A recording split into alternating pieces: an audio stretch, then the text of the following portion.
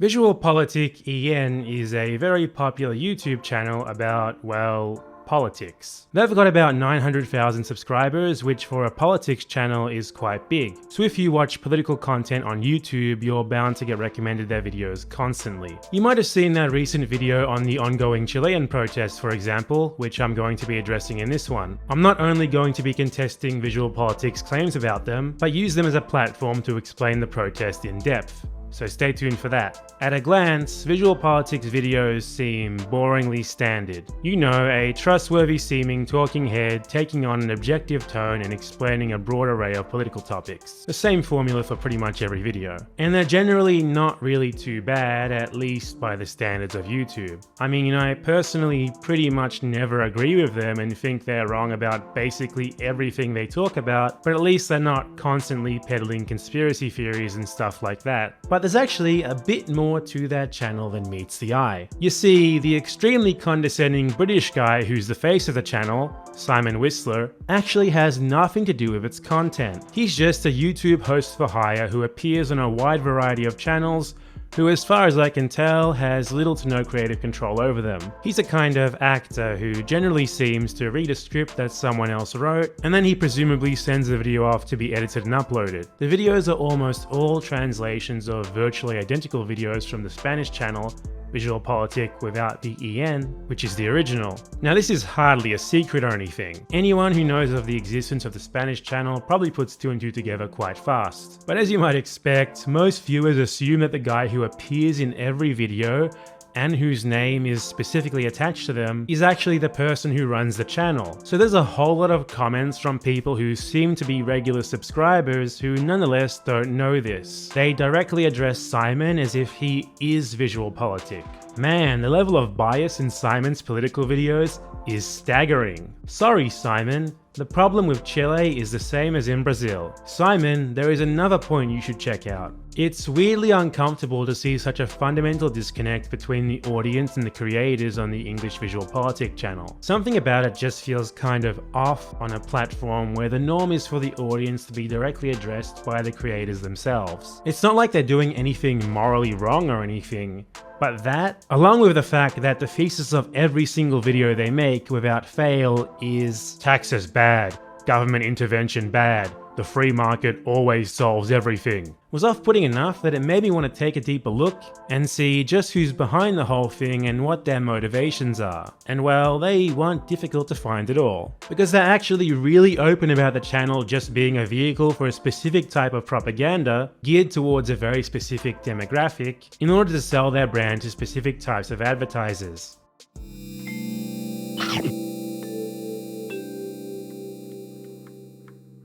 All you've really got to do to get to the bottom of the Visual Politic conspiracy is head to their website, conveniently located at visualpolitic.net. This isn't quite a website for regular viewers or fans, but rather a means for them to sell themselves and their brand to advertisers and maybe investors. It says, political YouTubers, can you believe it? Yes, we exist.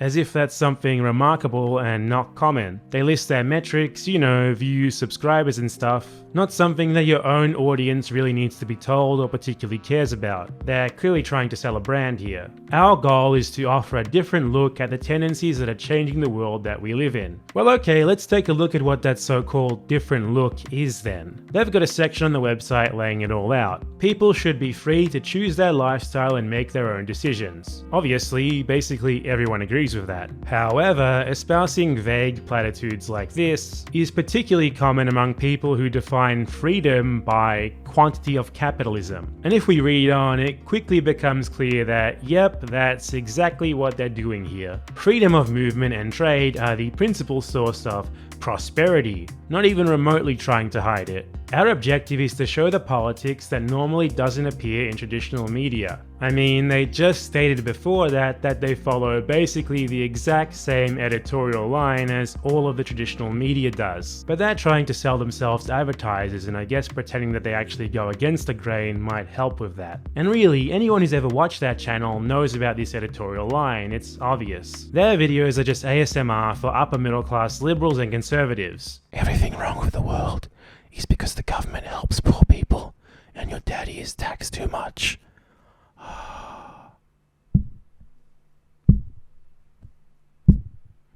just validating every pre-existing prejudice that they already believed. And on the English channel, this comes across twofold, because Simon Whistler has really mastered the condescending, overconfident British accent guy character in a way that I think supplants basically everyone else in the field, which is saying a lot because that's pretty much an entire genre on YouTube. And since they cover Latin America in particular quite a bit, with a particularly weird obsession with Argentina and Peronism, this really appeals to rich Latin American kids who absolutely love having their pre-existing prejudices validated by a pompous Brit. So the comments are just full of them. The videos are nice, soothing chicken soup for their fragile little souls. Visual Politic also has a quote-unquote dossier about their channel, where we can learn more about the free guys who run it and their goals. Let's check it out.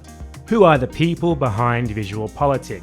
We've got an external communications consultant, an independent financial analyst, and an external electoral marketing consultant. So, some Spanish dudes in the fields of marketing and finance. Professions that are intimately involved in, and that benefit from, the free market ideology that they openly admit to pushing on their channel.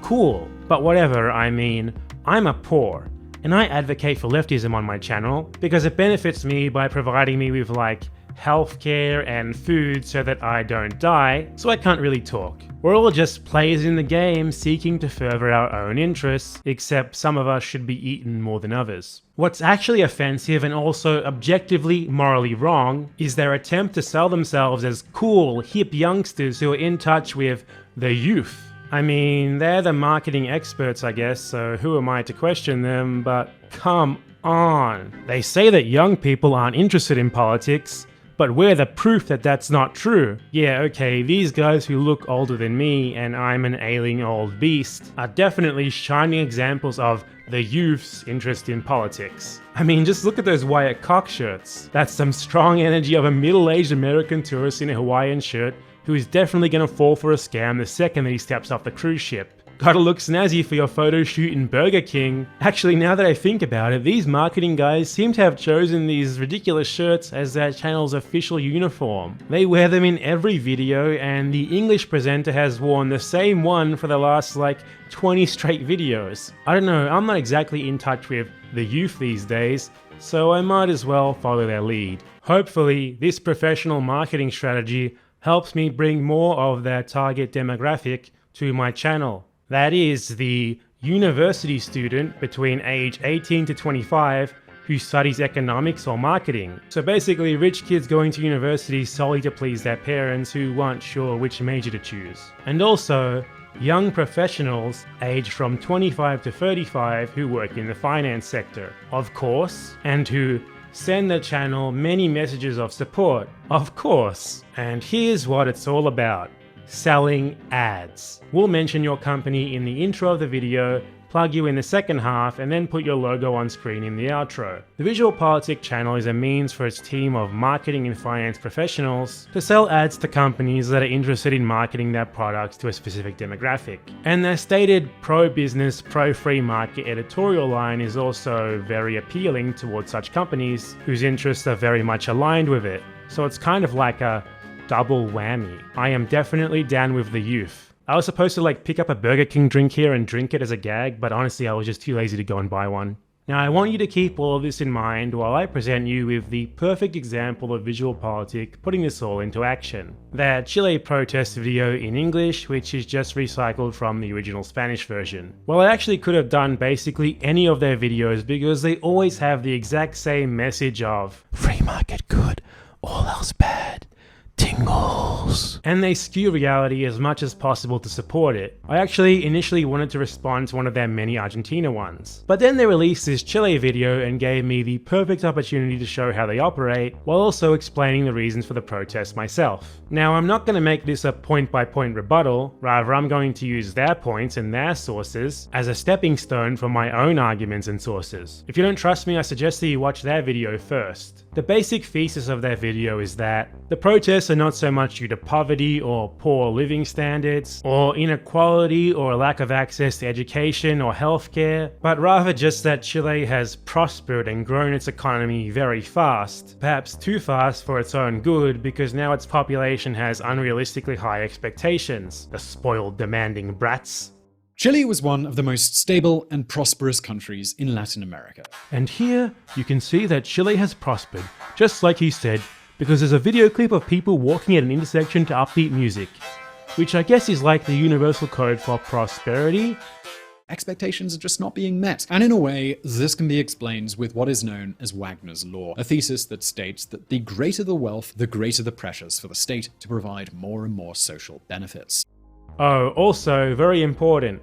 For them, none of this has anything to do with neoliberalism or the Pinochet dictatorship. In fact, they somehow mention the words neoliberal, Pinochet, and dictatorship a total of 0 times each. This is in a video about protests where all of those things have been a dominant theme since the very beginning. It's mind-boggling that they managed to avoid them. Perhaps it's because the channel has an explicitly neoliberal agenda, so it'd be a bit awkward for them to acknowledge that Pinochet's dictatorship is widely considered to have been the world's first ever neoliberal government. Historian David Harvey states in his book A Brief History of Neoliberalism that the first experiment with neoliberal state formation occurred in Chile after Pinochet's coup. Yeah, that's pretty much exactly why they don't mention it. While they avoid mentioning those things, they nonetheless can't help but argue in their favor. The most egregious mask-off moment is when they actually defend the Pinochet-era constitution that Chile still has, arguing that the upcoming referendum to change it, which is a victory gained by the protesters, is misguided. On the other hand, it has been agreed that in 2020, Chileans will be asked if they want to change their constitution. Even though the Chilean constitution has already undergone 219 changes since the democratic transition occurred. What can I say, beyond the fact that it isn't advisable to change the constitution often or generate false expectations? They don't actually explain why it isn't advisable to make a new constitution, and let alone to replace one that was instituted by a literal military dictatorship. We're just supposed to accept their word that it's a bad idea. Now, let me explain the problems with Chile's constitution that people take a whole lot of issue with. It was written in 1980 under a military dictatorship that hand-picked the writing commission, with opponents of the regime being deliberately excluded. It was then approved through a fraudulent referendum. So the founding document of today's Chilean state is innately undemocratic. The main goal of this constitution was to ensure that, if a democratic transition did eventually occur, the new democracy would be forced to continue Pinochet's so-called conservative revolution through constitutional provisions. For example, this constitution aimed to regulate the country's allowed economic policies, to ensure that Chile could never again have a leftist government. This suggestion came directly from the famous Chicago Boys, and also non-boys, neoliberal economists trained by Milton Friedman at the Chicago School of Economics, who were some of Pinochet's most enthusiastic collaborators. This is why the Chilean constitution today still makes economic prescriptions. The free market ideology of Pinochet and subsequent Chilean governments is outlined in the constitution itself. Article 19, Annex 21. The constitution affirms that any person shall have the right to undertake any economic activity that is not contrary to morals, public order, or national security, respecting the relevant laws. Later, in 1989, once the so-called transition to democracy was certain, the constitution was reformed. Not to reform the constitution from that of a dictatorship, but rather to further ensure the continuation of Pinochet's political goals. That's why he continued as the Commander-in-Chief of the Armed Forces until 1998, and as a Senator for life until 2002. It's why new positions for unelected senators were introduced, while the power of the executive branch was neutered. The expectation was that these new unelected senators would be conservatives, able to block any legislation that went against the dictatorship's vision for the future of the country. It's why modifying the constitution requires a 2/3 supermajority in both houses. That's specifically to make it as hard as reasonably possible to change it. It's why the armed forces were granted considerable autonomy, as well as the implied constitutional right to overthrow the government if they considered it necessary. Now, despite the constitution being very hard to change by design, substantial reforms were nonetheless passed in 2006. Most importantly, the unelected senator positions were finally abolished, and military autonomy was dialed back. But nonetheless, that means that the first 16 years of democracy after the transition in 1990 weren't actually democratic at all. Unelected senators were the arbiters of what policy could be passed, and the threat of another military coup was ever present, highly limiting the acceptable range of government action. The so-called Chilean model was not an example of a great democratic implementation after the fall of a dictatorship. As Milton Friedman embarrassingly said, rather it was imposed on the population very undemocratically, and not just under Pinochet, but for 16 years afterwards as well. And even with those 2006 reforms, the foundations of the constitution remain the same. It's still very much the constitution of a right-wing military dictatorship. In a journal article published back in 2011, legal scholar Javier Cuso argued that if the authoritarian features of the Constitution of 1980 are not removed sometime soon, the crisis of representation engendered by them could end in another violent struggle. And I believe that Cuso was very much right in his prediction, because a Pinochet-era constitutional provision is one of the principal causes of the protests ballooning into a society-wide movement. You see, Visualpolitik mentions the state of emergency declared by Chilean President Sebastián Piñera on October 18, 2019. Piñera announces a state of emergency in Chile after an intense explosion of violence due to the rise in subway rates. They translate this poorly, however. This is not simply a state of emergency to help tackle a forest fire or provide relief after an earthquake. This is a state of exception. That is the exception from constitutional rights and protections. And they don't mention that this state of exception is a dictatorship-era constitutional inclusion, which was specifically implemented to formally legalize its use of the military against protesters. They don't mention that President Sebastián Piñera, whose speeches they quote numerous times in their video as if he's some sort of authoritative source that the viewer should trust, invoked this provision, and declared that Chile was at war with the protesters, who according to him were a powerful enemy. Estamos en guerra contra un enemigo poderoso, implacable, que no respeta a nada ni a nadie. Yeah, so he literally branded civilians of his own nation as the enemy, declared the country to be in a state of war against them, suspended their rights, and sent the military in on them. And all of this was enabled by a provision that's only in the constitution because of Pinochet. That's why the constitution came to the forefront in the protests very quickly, because the dictatorship's constitution was, once again, used to take dictatorial measures against the populace. And the military and the police, the latter of whom were taking orders directly from the military themselves, quickly proved themselves to have not changed one bit since the Pinochet era, gleefully participating in human rights violations left and right, such as torture, sexual assault, intentionally blinding protesters, and general excess force and brutality. They really seemed like they were having a lot of fun with it all even. I've seen videos of soldiers intentionally shooting students trying to walk by and get to class in the kneecaps, and ordering random people to the ground, and then dragging them along the asphalt into human body piles outside the local Papa John's pizzeria. Stay tuned. The day of reckoning will come. Somehow this isn't covered in Visualpolitik's video. They talk about the constitution, but not the spark that brought it to the forefront. Not the fact that the president, who they quote uncritically, literally declared war on his own people. They mention human rights abuses in passing, but of course they do so with the caveat that the protesters are just as bad too, and stress that apparently extremist elements are behind the protests, without elaborating or sourcing this assertion at all. These radical, violent, aggressive groups that deserve all our condemnation had no reservations when they attacked the police with stones, benches, and anything they could get their hands on.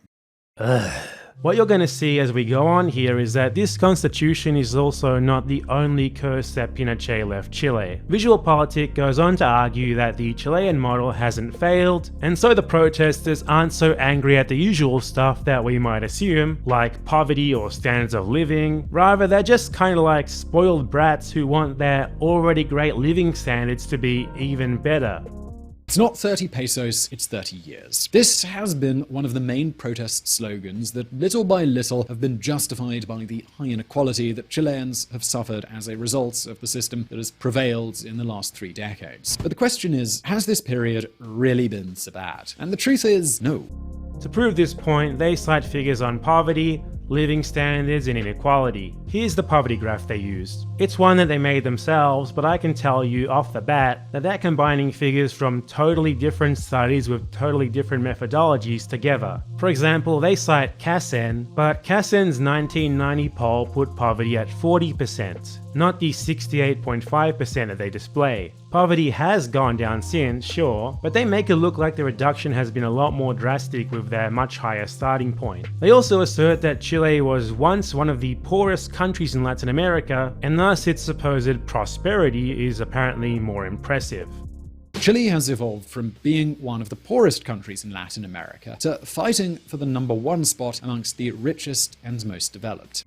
But that's simply entirely untrue. Chile was always right on the Latin American average up until about 1994. I guess the idea that it's prosperous sounds more impressive if you lie about its starting point. So as you might have caught on to from these high levels of dishonesty, they're not exactly being honest about these figures. That 8.6% poverty figure at the end of the graph? Absolute garbage. It's from the official 2019 Government Social Development Report, and it refers to the income poverty rate. How is this rate defined? Well, according to them, the poverty rate is 165,000 Chilean pesos per month. In dollars at the current exchange rate, that's $205 a month. Half of the minimum wage of about $400 a month. But wait, wasn't Chile incredibly prosperous and wealthy and all that? Then why is the poverty line so incredibly low? $2,500 a year? Seriously? That's enough to be above the poverty line in this supposedly prosperous nation? Is the cost of living just somehow that cheap? Could you live it up in Chile on the much higher minimum wage then? The answer is a resounding no. Chile is the country with the second highest cost of living in Latin America behind Uruguay. $200 a month isn't even enough to cover rent for a run-down studio apartment in most places, let alone be above the poverty line. In fact, even someone on the minimum wage would be unlikely to afford the rent required to live even a meager independent existence. Or how about another metric? If you use the Santiago subway to commute to work and back every weekday, on this wage of $205 a month that's supposedly above the poverty line, you'd be spending a quarter of your monthly earnings solely on commuting, which probably goes a long way to explaining why the ticket price hike was the spark that lit the fire. We can also look at the cost of basic goods in the average supermarket. Such basics in Santiago, the capital and largest population center, cost anywhere from 50 to 100% more than they do in Buenos Aires, the capital of neighboring Argentina. And in the city of Buenos Aires, with that much lower cost of living, the poverty line for an individual is $230 a month. But wait, this poverty line assumes that this person owns their own house, meaning that they're not paying hundreds more every month for rent. So yeah, there's absolutely no way that $205 a month is actually the real poverty line in Chile. So how much of a monthly budget do you need to actually have an okay standard of living in Chile? Well, Contact Chile, an agency that advises new migrants, recommends as a small monthly budget $689 a month, with renting a medium-sized bedroom, just the bedroom, not the place, coming in at about $279 a month. And for a middle-class standard of living, they recommend about $1,150 a month. Now that's not exactly objective on its own, it's just the recommendations of this one website. But that, combined with everything else, like the minimum wage being much higher than the supposed poverty line, the high cost of living, and the comparison to the poverty line in neighboring Argentina, it makes it very, very clear that the idea that $205 a month is enough to not be living in poverty is a cruel joke. Many Chileans who earn significantly more than that are still living on the margins. And this is another factor behind the protests. Chileans are constantly being told by privileged technocrats, pundits, and politicians who point to manipulated statistics like this that Chile is prosperous, so they need to shut up and stop complaining. But these statistics simply don't reflect the reality that a large portion of the population in Chile are living every day. Many more than just 8% of Chileans live in poverty, and they're acutely aware of that fact. There are much better metrics available, like the multidimensional poverty rate, which actually considers whether people can afford the basics of everyday life, like food, housing, education, and healthcare. This puts the rate much higher at 20.7%. That's more than 1 in 5 people, and it's no coincidence that this is exactly the portion of the population of Santiago that turned out for a huge protest of 1.2 million people on October 26th. But VisualPolitik and others who are invested in the fraud of Chilean prosperity are interested solely in painting Chile as some sort of incredible success story among a sea of failures. So they instead choose to present the insulting notion that someone living on $205 a month is somehow not living in poverty. I would love to watch them be parachuted into Santiago with only $205 a month to live off and see how they do. God, that would be incredible. Someone please make this a reality TV show. Neoliberal economists parachuted into third world countries with only $1.9 a day to live off. I am a creative genius. They then go on to present the Human Development Index rankings. Yes, Chile is top of the HDI rankings for the region, but the HDI is not actually an indicator of median living standards. Rather, it's simply a combination of 3 different metrics: GDP per capita, educational attainment, and life expectancy. That's hardly enough to form a clear picture of what the average person's quality of life is like, especially since it doesn't account at all for disparities in the allocation of that wealth,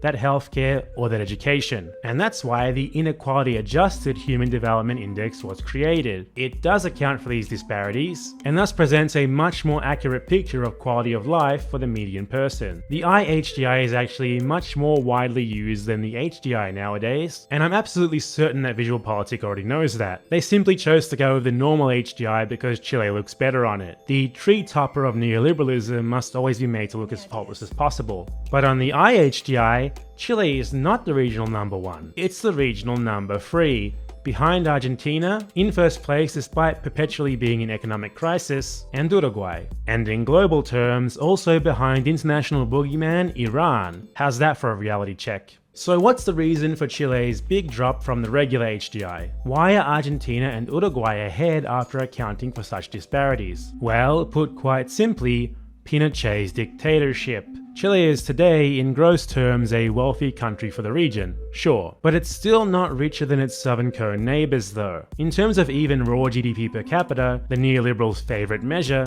Argentina, Uruguay, and Chile are all virtually neck and neck, which kind of destroys the flimsy narrative of it being a regional exception, especially since those other 2 countries took much different routes to get there, which you can see quite clearly in the fact that Chile has absolutely none of the social programs of Argentina and Uruguay. Both of those countries have simple, free, and easy to use public healthcare systems. Chile, in contrast, used to have a universal healthcare system too that was very similar to the beloved NHS in the UK, until the early 1980s when the Pinochet dictatorship dismantled it and replaced it with a more free market system. He also literally enshrined this system in the constitution itself, and it remains the same today. The Constitution says in Chapter 3, Annex 9, the preferred role of the state is to guarantee that the execution of health actions fits with the norms and laws, whether actions are performed by public or private institutions. So the Constitution says that the state's role is not to ensure healthcare provision, but rather to simply guarantee that providers don't break the law. Just another example of why it's such a huge issue. And this is still reflected in the present-day healthcare system. While most people are covered by public healthcare insurance, it doesn't offer complete cover. They still have to pay considerable portions out of pocket for treatment. And even in the public system, the only way to receive free treatment is through the sorts of ridiculous, highly limiting, jumping through hoops, means testing garbage that neoliberals love so much. You must earn less than the minimum wage, or less than 1.46 minimum wages in the following circumstances. Oh my god, just give everyone free healthcare, please! It's better than it was during the literal Pinochet dictatorship era, but it still excludes many people, and Pinochet's constitution limits the ability of the state to re-establish a universal healthcare system like the one that he dismantled. If the neoliberals who have been perpetually in power would even want to do that, that is. Pinochet also essentially dismantled the public education system. He reformed the system to operate as a market. This has resulted in Chile being awarded the dubious honor of having the most privatized education system in the world. Before 1973, only 20% of students attended private schools. Today, that percentage is 60. This has resulted in the Chilean education system being the most socioeconomically segregated out of the 65 assessed by the OECD. Chile also lacks the completely free university that Argentina and Uruguay have. Instead, the average cost of yearly tuition is about $3,500, and even public universities charge these exorbitant amounts. The costs are ridiculous for a country that claims that its poverty line is only $2,500 a year. And again, guess what? Chile had free public university in the past, but it was abolished by Pinochet. At this point, you've probably already figured that out for yourself, right? So, despite Chile's higher wealth, which once again is also a myth, as Uruguay and Argentina are both similarly wealthy on a per capita level, people, and especially poor people, get far less value out of social programs. And this predictably results in lower standards of living compared to neighboring countries where they're much stronger. So is it any wonder that poor people are pissed off that they're constantly being told that everything is just fine in prosperous Chile? Is it any wonder that there's so much focus on Pinochet, the neoliberalism that he instituted, and on his constitution? No, obviously not at all, because Chile had these things until Pinochet took power at the barrel of a gun and dismantled them undemocratically while manipulating the country's very constitution and political systems to ensure that it would be prohibitively difficult to ever re-implement them. And it's also no wonder that the marketing team at VisualPolitik doesn't mention any of this. It's not a good look for them that the neoliberal military dictator cursed Chile with most of the problems that it has today. Near the end of the video, they talk about Chile's old age pension system. It seems like in their book, they've already proven that Chile is actually great, so Chileans are definitely not protesting due to poverty or living standards or anything like that, despite the fact that they absolutely are. But they have to acknowledge at least one little hand-picked bad thing to try and make themselves look more objective. And the pension system is what they went with. While they acknowledge that the system is failing incredibly, they blame this not on the system itself, because you know, it's a privatized market-based system, and they like those so it can't possibly be bad. They posit instead that the problem is people not understanding it, and the government not running enough initiatives to help them understand it. And that's not to say that Chile's capitalization pension system is bad, not at all really. What's happening is that citizens don't really know how it works because it's never been properly explained to them. People write off a reasonably good system because the pensions they report are very low. And all of this is garbage too. Firstly, take a guess as to why Chile has its privately managed pension system, where employers don't actually have to contribute anything to your retirement. Is it because of Pinochet? Yes. Yeah, who would have thought? Pinochet also abolished the public pension system and replaced it with a privatized system, which is largely still the same today. Funding is taken from the salary of the worker themselves and employers contribute nothing, while the state also contributes nothing for the vast majority of pensioners. Let's take a look at the chart that VisualPolitik uses. That's 90% of retirees with a pension of less than $224 a month. 90%! How can anyone possibly claim that this system is remotely fit for purpose? It's been around for literally 4 decades now, and it's clearly a colossal failure. But nah, right, it's just because everyone is too dumb to use it properly, I guess? But even the 10% of people with 30 plus years of contributions are still only getting a pension of about $570, which is at best about enough to get by with a fairly low standard of living. So even when people contribute diligently to the system, they're essentially just being paid back their own money in meager portions, while the private fund management corporations that they are obligated to use profit from it all. And what's the human toll of yet another one of the systems that Chile still has that was implemented by the Pinochet dictatorship? Well, Chile has the highest elderly suicide rate in Latin America, and last year an elderly couple killed themselves because they felt like they were an economic burden on their family. That sure is a reasonably good system, right? The dumbest thing is, Chile already has a prototype for public pensions, because surprise surprise, Pinochet allowed the armed forces and the police to keep their public pensions when he privatized everyone else's. And these public pensions on average are 6 times greater than those of the private system, and they retire literally 20 years earlier. Imagine trying to frame this as a good system, and the people it's supposed to be designed for as simple dum-dums who just don't know how to use it properly. Say that to their face when they retire at 70 and have to live off $150 a month. At the end of their video, VisualPolitik suddenly tries to divert responsibility. They claim that Chile has been ruled by the left for 25 out of 30 years post-Pinochet, so apparently it makes no sense that the current right-wing president is the target of the protests. Although, if we think about it for a second, it seems a little unfair to focus the discontent on a president who won the elections very recently. What's more, for the almost 30 years of Chile's democracy, the left ruled for almost 25, and they're the ones who are protesting. I mean, they must have had a hand in establishing the model, don't you think? As to why Piñera is the target of the protests, it's because he, as a far-right conservative businessman, represents an extreme in an already extreme system. He's pretty much just doing more of the same, but somehow making it even worse. His cabinet is also full of people who supported Pinochet, and as mentioned earlier, he used Pinochet's constitution to send in the military on protesters. So yes, the focus is on him, and given the overarching theme in the protests of the legacy of Pinochet, this focus is very much warranted. As for the claim that Chile has been ruled by leftists for 25 years, so this is all apparently they're doing, I don't even know where to begin with that. These guys started off trying to claim that Chile is an incredible success story, but now at the end of the video they're trying to offload responsibility for its failures. Is it a success story and a great example of your ideology, or is it a failure of leftism?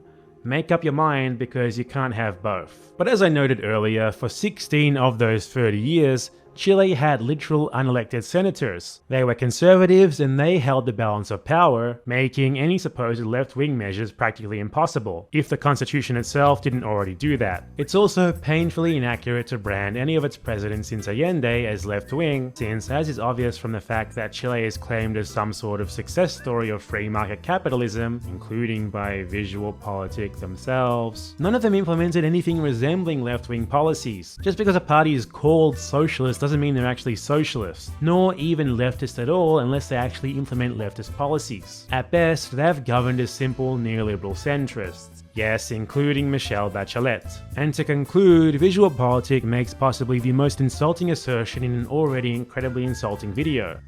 What Chile needs to focus on is growth. Only then can it truly overcome all of the problems it faces.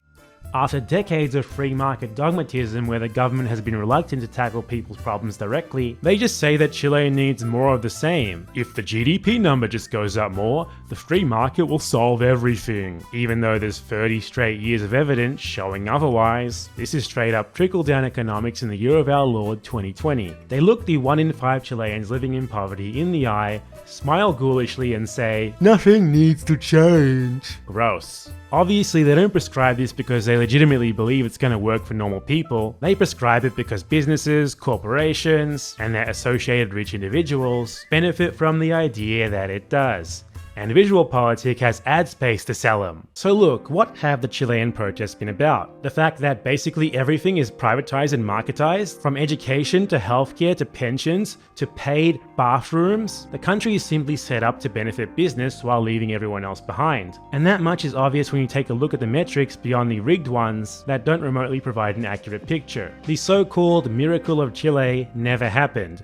The Chilean model has failed, and miserably so. Chile is not today, nor was it ever, a shining star among a sea of basket cases. It's got 2 neighbors that are just as wealthy and that both provide better living standards for their residents. At least 1 in 5 Chileans live in poverty, and they have no access whatsoever to the government help that their neighbors enjoy in abundance. Chile also never truly completed its transition to democracy. The legacy of Pinochet is everywhere, not just in all of the social safety nets and public services that he undemocratically destroyed, but also in the foundation of the state itself through its constitution. That is what the protests are really about. Though condescending British accent YouTube guys reading off scripts that were specifically written to sell ad space, we're never going to tell you that, but never fear, because this condescending YouTube guy without a British accent will.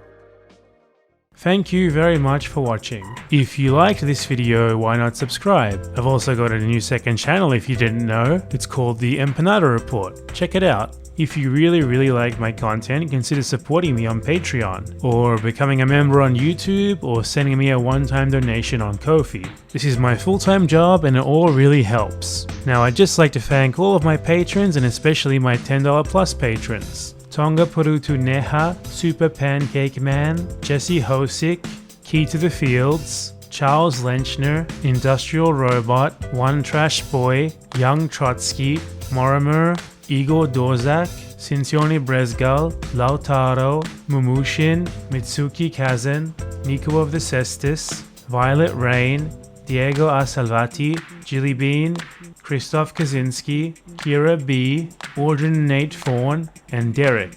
See you next time.